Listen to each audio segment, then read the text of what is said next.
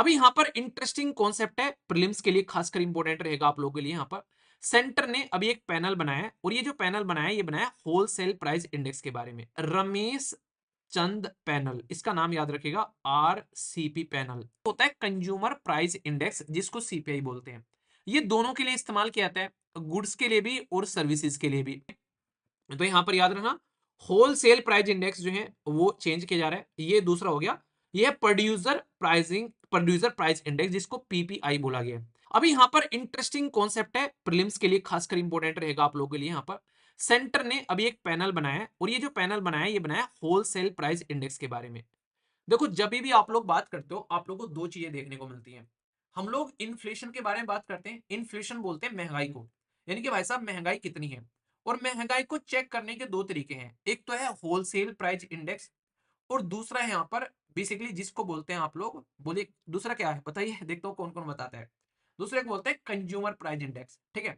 तो यहाँ पर wholesale price index plus consumer price index, तो दोनों के बारे में बात नहीं करूंगा मैं, यहाँ पर बात करूंगा होलसेल प्राइस इंडेक्स के बारे में।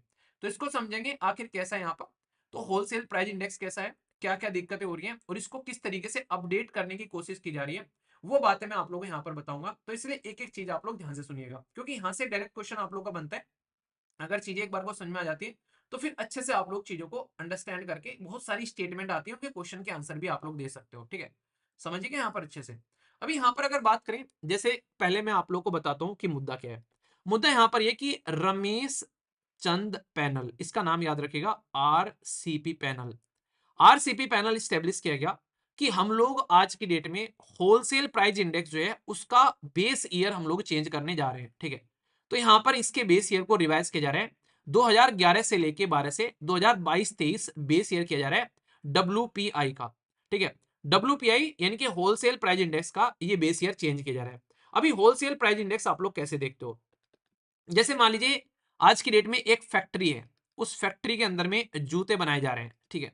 या फिर जूते छोड़ो, बुक्स बुक्स लो, ठीक है, बुक्स अच्छा रहेगा। फैक्ट्री के अंदर में बुक्स या फिर पेन, यानी कि पेन वगैरह बनाए जा रहे हैं। अब मान लीजिए ये फैक्ट्री में से इनको अगर मान लीजिए एक दुकान वाला लेकर जा रहा है, ये दुकान है कोई आप लोगों के मोहल्ले में, वो फैक्ट्री से लेकर आता है। तो यहाँ पर ये जो पर्टिकुलर, अगर यहाँ पर जो ये पर्टिकुलर खरीदा बेची रहेगी यहाँ पर, तो यहाँ पर जब आप लोग चेक करेंगे महंगाई को, तो ये होलसेल में खरीद कर लेकर आएगा कि भाई साहब 500 कॉपी दे दो, 500 किताब दे दो। तो यहाँ पर इसके ऊपर बोलते हैं इसको होलसेल प्राइस इंडेक्स। तो यहाँ पर जो इन्फ्लेशन होता है वो डब्ल्यूपीआई, तो वो यहां से चेक किया जाता है कि कितनी महंगाई है जब फैक्ट्री में से दुकानदार खरीद कर लेकर आ रहा है। तो यहां पर इसको चेक करने का जो पैमाना है, जो मीटर है, उसको बोलते हैं डब्ल्यूपीआई। तो ये चीज आप लोग यहां पर ध्यान रखिएगा, ठीक है। और सबसे बड़ी बात क्या है, वो मैं आप लोगों से आगे शेयर करूंगा। अभी यहाँ पर जो डब्ल्यूपीआई है वो ओनली गुड्स के लिए लगता है, यानी कि जो सामान आप लोग लेकर आते हैं ना, ओनली उसके लिए लगता है। अब आप लोग चलो थोड़ा सा आगे, दुकान वाले के पास में किताबें पहुंच गई, पेंसिल पहुंच गई। आप लोग जा रहे हो यहाँ पर, आप लोग कह रहे हो कि भाई ये जो पेंसिल है, ये जो बुक है यार, ये बुक हमको दे दे, ठीक है। तो यहाँ पर आप लोग उससे लेने गए। अब आप लोग बन गए यहाँ पर कंज्यूमर, यानी कि कस्टमर या फिर कंज्यूमर आप लोग बोलिए, कस्टमर वर्ड थोड़ा सा नेगेटिव हो जाता है, ठीक है ना। तो थोड़ा सा यहाँ पर कंज्यूमर बोलिए, आप लोग कंज्यूम करोगे उसको, मतलब सामान को यूज करोगे। तो यहां से जब आप लोग आज की डेट में जब कंज्यूमर हो गए, तो यहाँ पर जो आप लोग को ये महंगाई पड़ेगी इसकी, तो इसको बोलते हैं यहाँ पर कंज्यूमर प्राइस इंडेक्स, यानी कि कंज्यूमर को जो महंगा मिल रहा है, यहाँ पर जितना मिलना चाहिए था उससे कितना महंगा मिल रहा है, तो ये होता है कंज्यूमर प्राइस इंडेक्स, जिसको सीपीआई बोलते हैं। ये दोनों के लिए इस्तेमाल किया जाता है, गुड्स के लिए भी और सर्विसेज के लिए भी, यानी कि कोई सामान खरीद रहे हैं या फिर कोई सर्विसेज ले रहे हैं, तो ये दोनों के लिए आप लोगों को यहाँ पर देखने को मिलेगा। तो होलसेल प्राइस इंडेक्स और कंज्यूमर प्राइस इंडेक्स, तो यहां पर इसका जो बेस ईयर था ये था 2011-12, इसको चेंज कर कर अभी 22-23 किया जा रहा है, जो कि एक इंपॉर्टेंट क्वेश्चन बनता है। यहां पर अभी 2012 ही इसका बेस ईयर इस्तेमाल किया जा रहा है, ये आप लोग यहां पर ध्यान रखिएगा। अब इनको कोई ना कोई तो प्रस्तुत करता होगा, ठीक है। तो यहां पर ministry of commerce and industry आप लोग को यहां पर देखने को मिलेगा, इसको प्रस्तुत करती हुई नजर आती है, ठीक है। और यहां पर आप लोग को देखने को मिलता है ministry of statistics and programme implementation, इसको आप लोग को देखने को मिलता है सीपीआई वाले को। तो ये कुछ बेसिक चीजें हैं जो इसके बारे में याद रखना। और बाकी इसके ऊपर में पूरी वीडियो मैंने बना रखी है, बहुत ही डिटेल में पूरा का पूरा कॉन्सेप्ट समझा रखा है। यहाँ पर ओनली हमारा टॉपिक जो है वो एक के बारे में, इसलिए इसको आगे लेकर चलता हूँ। एक ओवरव्यू मैंने आप लोगों को दे दिया। यहाँ पर अब जो रिवाइज किया जा रहा है, यहाँ पर इसके अंदर में जो भी बास्केट्स हैं यहाँ पर डब्ल्यूपीआई को लेकर, और साथ ही साथ में इसका इंपैक्ट क्या पड़ेगा, प्रोड्यूसर प्राइस इंडेक्स यहाँ पर आप लोगों को देखने को मिलेगा। जिनका बेस ईयर यहाँ पर अभी है, ये है 2022-23। तो ये हमारे देश की इकोनॉमी में बहुत बड़ा चेंज लेकर आने वाले हैं। अब बेस ईयर समझो आप लोग, इसका मतलब क्या होता है। मान लीजिए बेस ईयर यहाँ पर समझना है, तो बड़ा ही प्यारा सा एक एग्जांपल दूंगा। आई होप कि आप लोग उसके साथ में आसानी से कनेक्ट कर पाओगे। जैसे मान लीजिए आप लोग आज की डेट में अपनी पढ़ाई कर रहे हैं, ठीक है। पढ़ाई कर रहे हैं आप लोगों ने 10th में भी पढ़ाई की थी, आप लोगों ने 12th में भी बोर्ड के पेपर दिए थे, फिर आप लोग ग्रेजुएशन कर आए। आप लोगों की सबसे बेस्ट परफॉर्मेंस कब थी? सबसे बेस्ट परफॉर्मेंस आप लोगों की 10th में थी, ठीक है। और सबसे वर्स्ट परफॉर्मेंस आप लोगों की ग्रेजुएशन में थी, ठीक है। पर लेकिन जो 12th में थी, वो ना तो बहुत ही अच्छी थी और ना ही बहुत बुरी थी, न्यूट्रल टाइप की परफॉर्मेंस थी। तो यानी कि 10th में आप लोग बहुत एक्साइटेड थे यहाँ पर, क्योंकि घर वालों ने बोला था बस 10वीं कर ले, जिंदगी सेट हो जाएगी। इसके चक्कर में आप लोगों ने सब कुछ पढ़ डाला। ठीक है। पर लेकिन यहाँ पर अगर बेसिकली आप लोगों को लगने लगा कि 10वीं भी हो गई, 12वीं भी हो गई, यार ग्रेजुएशन भी हो गई, ये तो सब झूठ बोला गया है हमारे साथ में, ठीक है। हमारी शक्तियों का गलत इस्तेमाल किया गया है। ऐसा कुछ नहीं है कि 10वीं कर लो, 12वीं कर लो, कुछ नहीं हुआ अब तक। तो ये गलत बात है। तो 10वीं यहाँ पर पूरा जोश लगा दिया, अच्छी परफॉर्मेंस आई, और ग्रेजुएशन में जाते जाते समझ में आ गया कि कुछ नहीं होने वाला है। तो वैसा अब ये सब फालतू की बातें हैं, ठीक है। उसके लिए कुछ अलग ही करना पड़ेगा, बैठ के तैयारी करनी पड़ेगी, इनसे कुछ नहीं होने वाला है यहाँ पर। तो इसलिए 12th में आप लोग न्यूट्रल थे और यहाँ पर आकर वीक हो गए। तो जो न्यूट्रल थे यहाँ पर, न्यूट्रल का मतलब था ना तो बहुत एक्साइटेड थे और ना ही बहुत ही ज्यादा आप लोग यहाँ पर वीक थे, एक न्यूट्रल परफॉर्मेंस थी। तो इसको बेस ईयर बना लिया जाता है, यानी कि इस इंसान को ना तो ज्यादा दुखी और ना ही ज्यादा खुश, उस टाइम पर इसकी परफॉर्मेंस कैसे निकल कर आ रही है, तो उसको न्यूट्रल ईयर मानकर उसको बेस ईयर बनाते हैं। अब सोचो, कोविड-19 अगर हम लोग बात करें 2020 में, आप लोग उसको कोई न्यूट्रल ईयर बना सकता है क्या? कि इकोनॉमी की परफॉर्मेंस उस साल में देख लो, उस साल के बेसिस उसको फाउंडेशन बेस ईयर बना लो और फिर देखेंगे। कभी भी नहीं बनाएगा। कभी रिसेशन आ गया, उसको कोई बेसिकली बना सकता है क्या न्यूट्रल ईयर? नहीं बनाएगा उसको। तो न्यूट्रल ईयर का मतलब ये होता है कि सारी कंडीशन अच्छी रहे, इंटरनेशनल लेवल से भी कोई ज्यादा इंपैक्ट ना पड़ रहा उस टाइम पर, ठीक है। देश के अंदर भी जो है चीजें सारी नॉर्मल चल रही हो, कोई बीमारी भयानक ना हो, कोई अर्थव्यवस्था का कोलैप्स ना देखने को मिले। तो बहुत सारी चीजें है कि एक स्टेबल गवर्नमेंट के चलते सारी चीजें नॉर्मल तरीके से चलती हुई नजर आए, तो उसको न्यूट्रल ईयर की तरीके से कंसिडर किया जाता है। तो ये चीजें आप लोग यहाँ पर समझ सकते हो, ठीक है। तो इसीलिए यहाँ पर इसको आप लोगों को मैंने इसी तरीके से बता दिया, कोई भी डाउट इसके लिए आप लोग मत रखिएगा। तो चीजों को लेकर चलने की बात यहाँ पर की जा रही है इस तरीके से। तो यहाँ पर अगर कभी भी कोई ऐसी चीजें सामने रखी जाती है, तो बकायदा इसको रिव्यू किया जाता है, कैसे कैसे चीजें चल रही हैं, और उसके बाद पर सामने इंप्लीमेंट किया जाएगा, क्योंकि उसकी वजह से बहुत सारी चीजें चेंज होती नजर आती हैं, ठीक है। तो यहाँ पर याद रखना, होलसेल प्राइस इंडेक्स जो है वो चेंज किया जा रहा है, ठीक है।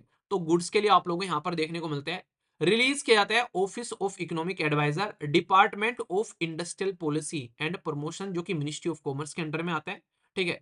तो यहाँ पर ये सप्लाई को ट्रेस करता है, डिमांड को ट्रेस करता है, इन्फ्लेशन के बारे में बात करते हैं कि कैसा कैसा इन्फ्लेशन चल रहा है, और इसी के बेसिस पर फिर जीडीपी कैसी है वो समझते हैं। बेस ईयर अपडेट किया जा रहा है यहाँ पर, नंबर ऑफ आइटम इसके अंदर में जिनको ये कंसिडर करता है कि भाई इनके बेसिस पर महंगाई नापनी है, तो उनको ट्रेस करते हैं। तो ये 697 है, इंक्लूडिंग प्राइमरी आइटम, फ्यूल वगैरह ये सारी चीजें, और 364 मैन्युफैक्चरिंग प्रोडक्ट देखने को मिलेंगे, ठीक है। सर्विसेज सेक्टर जो है इसके अंदर में नहीं देखने को मिलता है, जो कि सीपीआई में है, उसमें दोनों निकल कर आते हैं। इसलिए सीपीआई जो रहता है वो ज्यादा बेस्ट माना जाता है जब भी इन चीजों को हम लोग चेक करते हैं, ठीक है। मतलब ये चीजें ध्यान रखना कि सीपीआई ज्यादा टॉप रहता है, क्योंकि सीपीआई जो है उसमें गुड्स भी है, उसमें सर्विसेज भी है, और सबसे इंपॉर्टेंट बात, वो कस्टमर पर चेक कर रहे हैं कि भाई साहब कस्टमर के ऊपर में क्या उसका डायरेक्ट इंपैक्ट पड़ रहा है, तो उसको चेक किया जा रहा है। तो इसका मतलब वो डायरेक्ट इन्फ्लेशन सही तरीके से बता रहा है। ये चीजें आप लोग यहाँ पर समझ सकते हैं, ठीक है। तो दोनों चीजें बिल्कुल माइंड में क्लियर रखिएगा, कोई डाउट इसको लेकर आप लोगों के मन में नहीं होना चाहिए, ठीक है।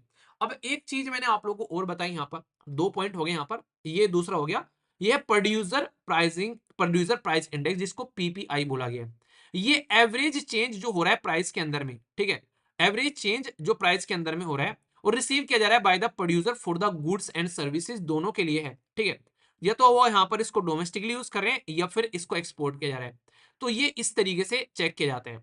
तो आउटपुट पीपीआई और इनपुट पीपीआई देखा जाता है कि कहां कहां पर प्राइस चेंज हो रहा है, कि इनपुट पर चेंज हो रहा है या फिर आउटपुट पर चेंज हो रहा है, तो दोनों को समझा जाता है। तो इसके बेसिस पर फिर पता चला जाता है।